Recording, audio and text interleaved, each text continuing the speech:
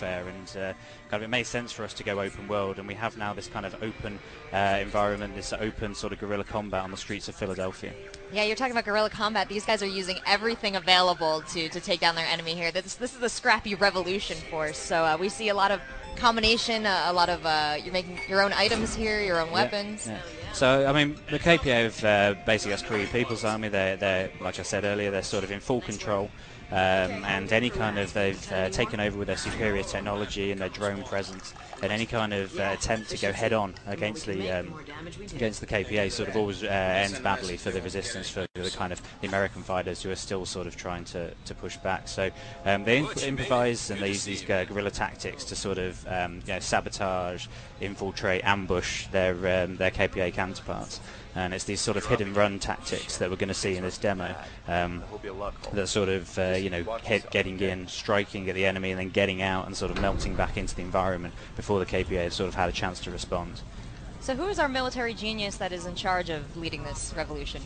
You play as Ethan Brady in the story, and he sort of starts off as a everyday sort of regular guy. He's a shop worker, games journalist. Excellent.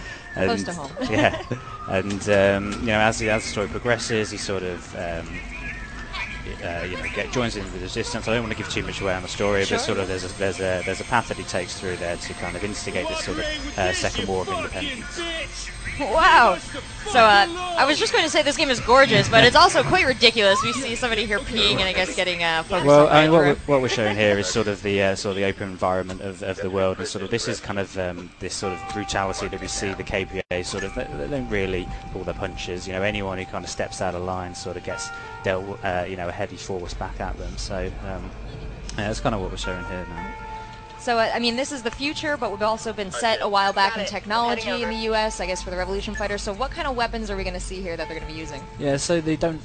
The Resistance fighters don't have the same access to the technology that the KPA have here, so they're kind of improvised. They end up kind of building their own weapons and sort of looking out for, exploring the environment to find scavenge that they can build and create their own improvised weaponry.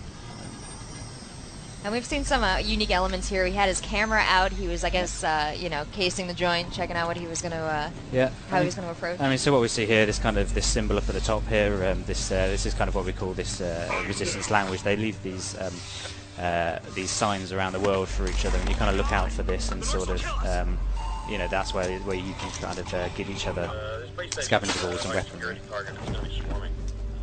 And we saw a brief glimpse there of kind of this uprising going on. So as you kind of chip away at the KPA's sort of stranglehold on the environment, you gain uprising, and as you do that, the world will evolve and react to your sort of presence. So here, this uprising mechanic here that we've implemented. So that's interesting. Is there, aside from completing the game, completing missions, does that automatically sort of rally people to you? Yeah, so we call it an evolving Philadelphia. It's a dynamic, evolving world that the player plays in. And at the start of the game, the KPA, like I said earlier, are in full control, and you see that through the actions of the civilians and how people interact with you, and certain gameplay areas aren't available to the player. But as the player kind of gains this uprising mechanic, the world naturally evolves around them, and you'll see the sort of behaviours change differently. But then also, as kind of you unlock further levels of uprising, new areas become available to the player. So the world that you see at the start of the game isn't the world you'll see at the end of the game. That's pretty exciting. So what else am I missing here? We have a huge open world gameplay. We have some incredible weapons that we're going to get a chance to use. He's building something right here, I'm guessing, what he's grabbing off. Yeah, so here we see the player going into a stash. This has sort of been hidden away, and there's kind of a weapon mod there, which I'll touch more on later. And he's kind of picked up an RC car, which he can kind of use to create these improvised explosive devices, pop them on the RC car, and kind of I mean, we'll see it in a bit. I don't want to give too much away before we go to it.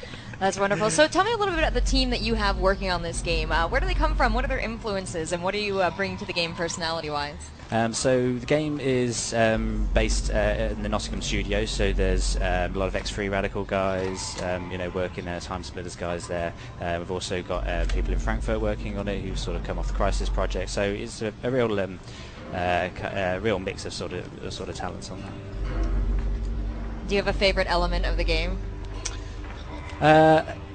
Yeah, I mean I do, but I don't think we've revealed it yet, so I don't want to talk about it too much. But so I think we just touched on it there, this resistance support mechanic, but I don't want to go too much into it. But yeah, this feels very natural here. That you know, you've got some technology. You see games incorporating the technology that we have today. Yeah. So you know, a lot of games you're running around the woods with guns. Well, it would be solved with a cell phone. It would be solved with a text message. Yeah, so exactly. Are we going to have some non-violent solutions here also? Oh yeah, exactly. Yeah, we want to sort of go back to the heritage, back to the roots of the Crytek sort of brand, and what we've done here, and you can kind of see what we're trying to do here is kind of create these 360 setup scenarios where it's not just about you know, one way to attack attacking a police station here, not just about one way to solve a problem, but you really allow the player to think about how they're going to tackle each one. So all we see here, the vehicles coming in. Yeah, so what we've shown here is so there's an explosion, a distraction's gone off in the distance that the player's been a part of, and now drawing the KPA out of their location. And obviously you can see it's still heavily fortified, so the player can't just charge in there guns blazing as you would in you know, a more traditional shooter. So that's not an option then, the run and gun. Well, you could, but you know, we're not encouraging it by the way we're balancing the game. So you know, we don't want the player to just be able to charge in guns blazing and sort of do everything, you know, really easily. They've really got to think about how they're going to get to their objective, and that's kind of what we see here with this. We call it the Guerrilla Toolkit. So he's able to build and craft these items from scavenge and then combine them to create kind of interesting and varied scenarios for how they're going to tackle the situation. Right, this looks like an interesting element here. He's constructed a rolling C4. Yeah, and basically this sort of the objective is to get a bomb on the door, and yeah, you could go in, you know, and shoot everyone up, but chances of success on that are very kind of you know, slight. So it's this hit and run tactics where you've kind of got to use your noggin a little bit about how you're going to get into the scenario. So here we see him using the cover of a vehicle, going in and getting that bomb sort of past the KPA and onto his objective. I'm sorry, I'm focused on this little guy here. He's going to make it all the way to the door. There we go. Okay. Here we go. So do you have anybody helping you out in this game? Do you have like a buddy, you know, somebody you want to protect, hang out with? So I mean that sort of touches on the feature that I sort of hinted at earlier. We have this concept of resistance support. So it's not a specific kind of co-op buddy, I think, in the sense, in the traditional sense of the word. But you can call in kind of resistance that you recruit to help you in certain situations. So here we've kind of shown that he's kind of called in resistance support in his location, but you can kind of call them in to create distractions, to get to come and help you shoot, or to kind of help you blend back into the environment. So you are their leader. They will follow you to their death if you command. Not quite. Not quite. Yeah. Not quite, like I said, I don't want to give too much of the story away, but yeah, it's not so much that you're the leader of the resistance and pushing them forward. You're sort of just an everyday guy who's kind of part of this resistance. And we're really keen not to make it that you're this sort of super soldier that's taking on the world, and more you're sort of this, you know, just involved in the resistance. Almost there. Without giving too much away. Without giving too much away. That is the toughest part Yeah. of talking about games that are about to come out. Don't give too much away. But without giving too much away, what are you guys planning, you know, once you get everybody in this game, what are they really going to be able to do maybe with each other? Am I going to be able to play with friends at all? Yeah, so I don't want to go too much into the sort of the multiplayer side of things. We'll talk more about that later, but we are going to support 4-player co-op in this. But that's just a little teaser and no more on that.